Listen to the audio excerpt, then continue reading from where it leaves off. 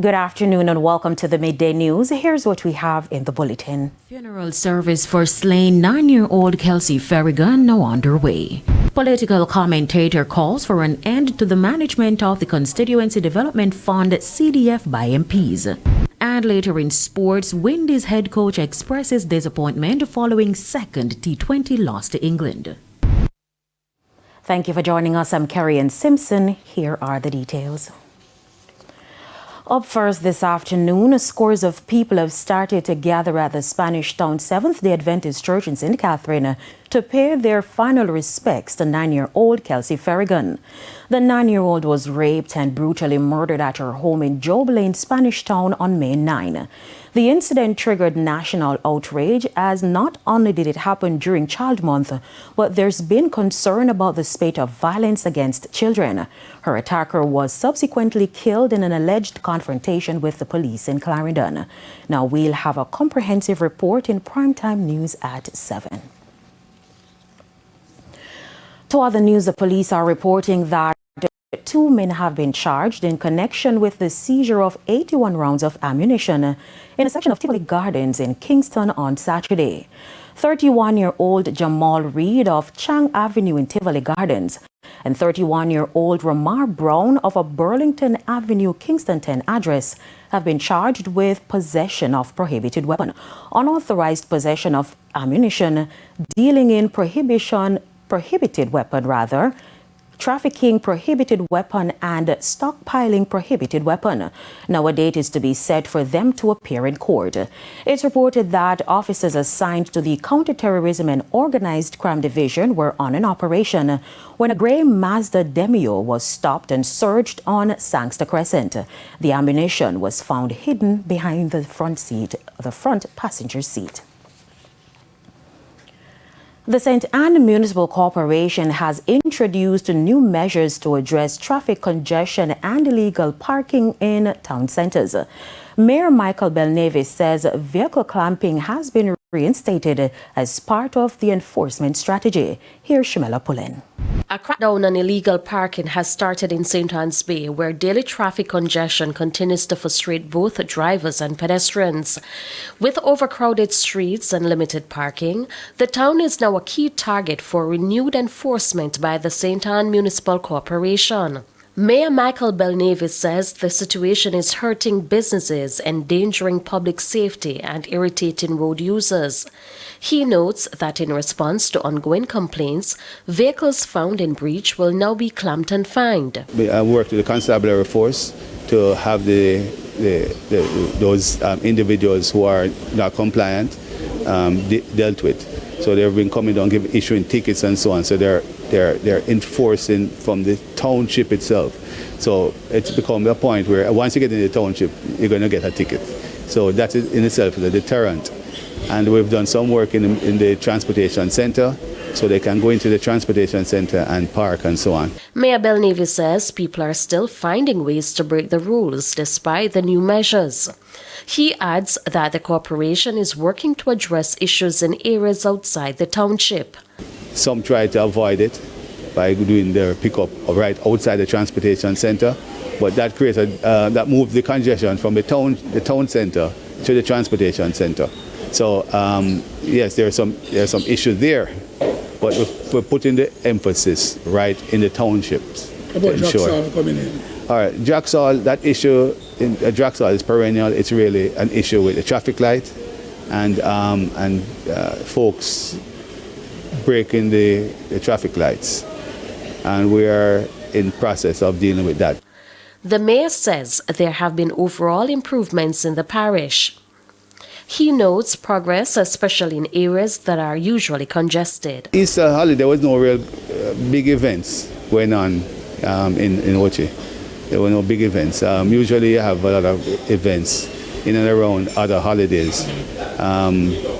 Labor Day, people really spent time doing labor on Labor Day this year. It was people were all over the island, all over the parish doing Labor Day projects. So there weren't a lot of parties. There were a few parties here and there, but not. This is really not the season for parties per se. There is a new push to revive South Manchester's economy, and it's coming from the People's National Party caretaker and MP hopeful Peter Bunting. Speaking at the Alligator Pond Divisional Conference at New Forest High School last evening, Mr. Bunting laid out a bold plan to boost community tourism and improve infrastructure. Now, he argues that this will position the constituency as a hub for sustainable development and economic opportunity. O'Shane Masters reports. People's National Party caretaker and MP hopeful for South Manchester, Peter Bunting, has unveiled a bold plan to transform the constituency's southern coast into a thriving community tourism corridor, part of what he's calling his Vision Project. Speaking at the Alligator Pond Divisional Conference at New Forest High School last evening, Mr. Bunting outlined his development agenda, one that links improved infrastructure with eco-friendly, local-driven tourism initiatives. I have what I call the Vision Project, which is the entire South Manchester Portland coastline from Alligator Pond going back to Milk River, to turn that into the new center for community tourism like Treasure Beach, community and ecotourism, where people can have them restaurants, them can have them villas and them small hotels, them can run them tours, and everybody can make a good living out of that. That is my Vision Project. The former MP didn't hold back, accusing the current Jamaica Labour Party representative of failing the people of South Manchester. He pointed to long-standing issues like poor roads, weak representation and neglect of rural communities such as Plowden. I was up in Plowden yesterday, DJ, and it's like when DJ said they just come to Jamaica. I have to walk around and try and find signal with my phone all up in the air. We need high-speed internet all across South Manchester, both for students and for work. Mr. Bunting told the crowd he believes momentum is on his side, arguing that public frustration with the JLP's lackluster performance opens the door for PNP return to the seat. I must tell you, I have an easy wicket. And when you come in behind an MP that never do nothing, you must improve for that. And I must tell you, Scotty, this is about the 5th election or 6th election. But it's the first election where the other side threw in the towel before the first round of the boxing match. In the 2020 general election, the PNP lost the seat by just 890 votes. O'Shane Masters, TVJ News. And the Jamaica Labour Party was in St. Catherine's South Central last night, where MP for Western St. Thomas James Robertson took opposition leader Mark Golding to task over comments he made about the recently opened Morant Bay Urban Centre. The Member of Parliament for Western St. Thomas was on the defensive as he spoke about the opportunities which lie ahead now that the Morant Bay Urban Centre is complete. Defensive because he says the opposition's position on the facility is concerning. Mr. James Robertson pointed to comments made by PNP leader Mark Golding.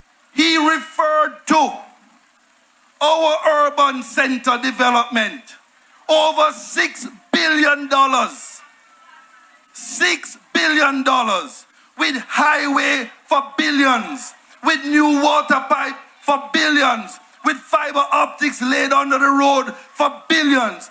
He has disrespected the East when he says that so-called urban center, that little thing. He also views as disrespectful Mr. Golding's reference to East Portland Member of Parliament Dr. Michelle Charles as classless. He took supporters back to a conversation between Dr. Charles and former MP Dr. Fenton Ferguson during the groundbreaking of the urban centre some 3 years ago. He also said at the time, now he's a tall man, about 6'5". Michelle, Dr. Charles, you won't be at the groundbreaking only as opposition. You will be there too when the keys are handing out and the opening. When Dr. Fenton Ferguson was running joke with Michelle Charles, Dr. Michelle Charles, nobody said He was classless. As for what led to Dr. Charles being called classless, She fling word on Dr. Fenton Ferguson. Him never cry, him never bawl. So why Marky G got call my colleague in the East classless? I said to you, Dr. Fenton Ferguson, speak to Marky G. He owes her an apology.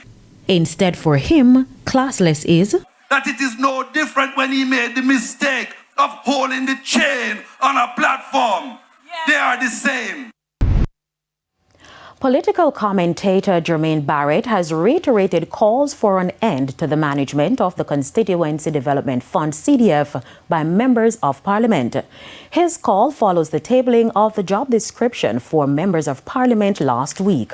The document outlines that MPs should administer the CDF, but Mr. Barrett says he does not believe this is appropriate. And oftentimes, the members of Parliament are duplicating the roles and responsibilities of state agents. Furthermore, I think that the fact that members of Parliament have this resource that they can dole out and utilize in a way that they deem best, ideal for their political advantage. I don't think that it is distributed in the most equitable fashion at times. He further notes that there is an art to the distribution of resources, an area he does not believe politicians are trained in. Opportunism, yes? And because of that, members of Parliament find it may prudent to provide resources to certain constituents to the detriment of others. And then, of course, Simone, you and I know that many Jamaicans are not as political as others are. And so the idea of having to go to your member of Parliament to petition their office to seek resources is not something that many Jamaicans would want to do. And it's time for a break. Stay with us. More stories when we return.